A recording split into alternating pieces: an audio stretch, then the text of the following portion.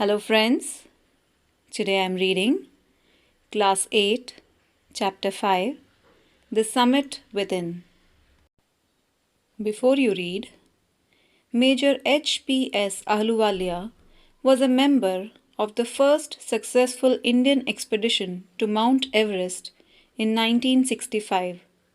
How did he feel when he stood on the highest point in the world?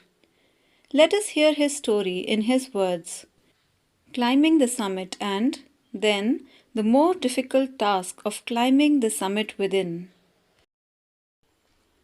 Of all the emotions which surged through me as I stood on the summit of Everest, looking over miles of panorama below us, the dominant one, I think, was humility. The physical in me seemed to say, "Thank God it's all over." However, instead of being jubilant, there was a tinge of sadness. Was it because I had already done the ultimate in climbing, and there would be nothing higher to climb, and all roads hereafter would lead down?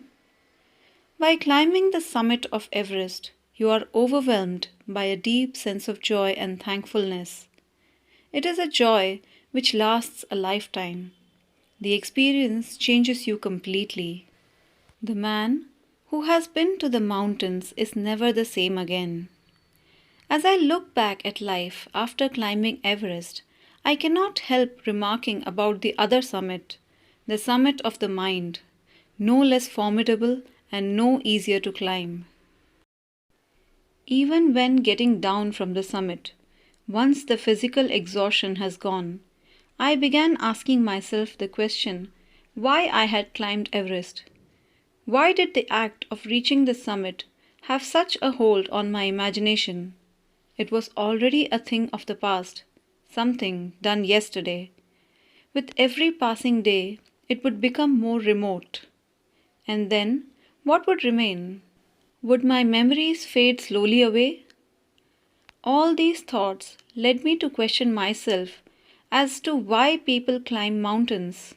It is not easy to answer the question. The simplest answer would be, as others have said, because it is there. It presents great difficulties. Man takes delight in overcoming obstacles. The obstacles in climbing a mountain are physical. A climb to the summit means endurance, persistence, and willpower. The demonstration of the physical qualities is no doubt exhilarating, as it was for me also. I have a more personal answer to the question. From my childhood, I have been attracted by mountains.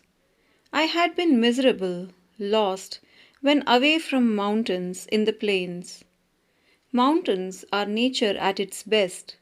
Their beauty and majesty pose a great challenge, and like many, I believe that mountains are a means of communion with God. Once having granted this, the question remains, why Everest?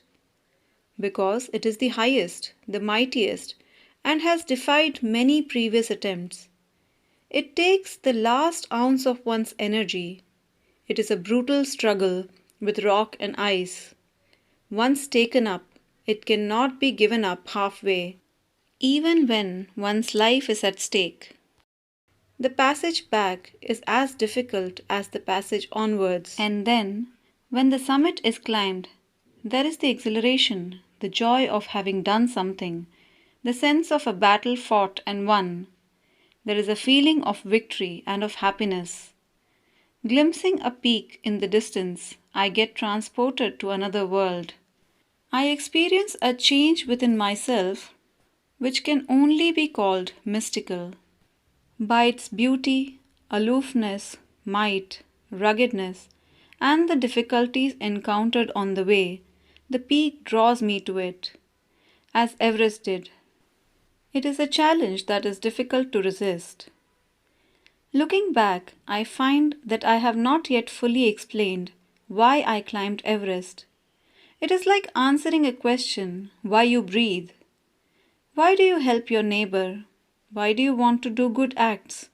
There is no final answer possible. And then there is the fact that Everest is not just a physical climb. The man who has been to the mountain top becomes conscious in a special manner of his own smallness in this large universe. The physical conquest of a mountain is only one part of the achievement. There is more to it than that.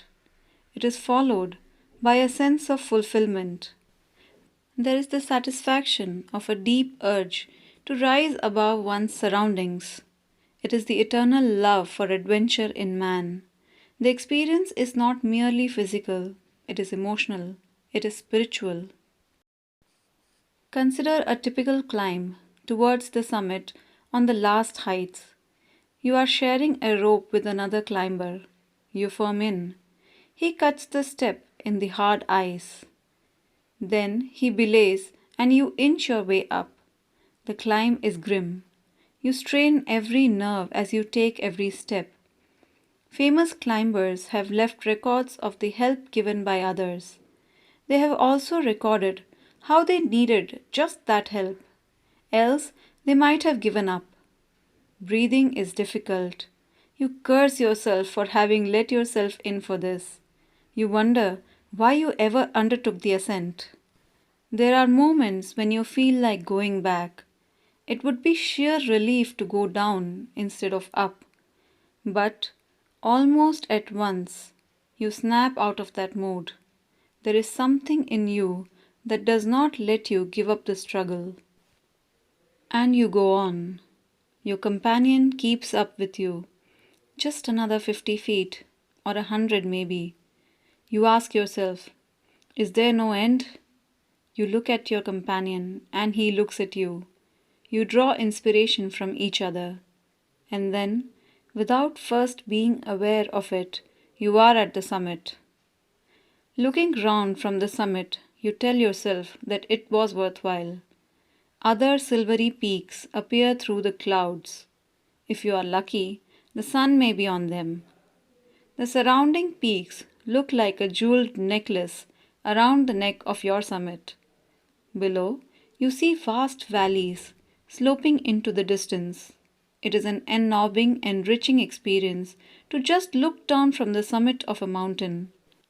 You bow down and make your obeisance to whichever god you worship. I left on Everest a picture of Guru Nanak. Rawat left a picture of goddess Durga. Fu Dorji left a relic of the Buddha. Edmund Hillary had buried a cross under a cairn, a heap of rocks and stones in the snow. These are not symbols of conquest, but of reverence. The experience of having climbed to the summit changes you completely. There is another summit. It is within yourself. It is in your own mind. Each man carries within himself his own mountain peak.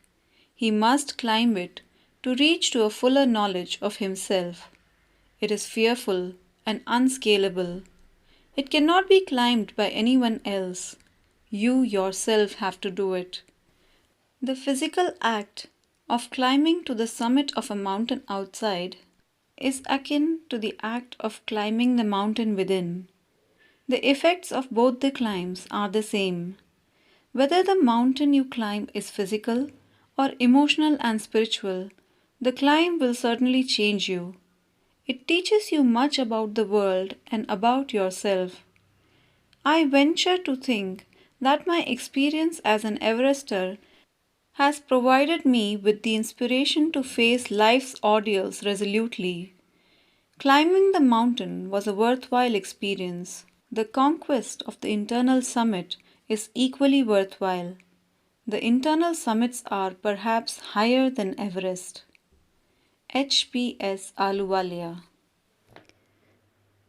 So friends, अगर आपको ये video useful लगा तो इसे अपने उन दोस्तों के साथ ज़रूर शेयर करें जो आपकी ही तरह अपनी रीडिंग इम्प्रूव करना चाहते हैं। प्लीज़ इस वीडियो को लाइक करें एंड चैनल को सब्सक्राइब करें और नोटिफिकेशन बटन ज़रूर हिट करें ताकि आप आगे आने वाले वीडियोस को कभी मिस ना करें। And thanks for listening.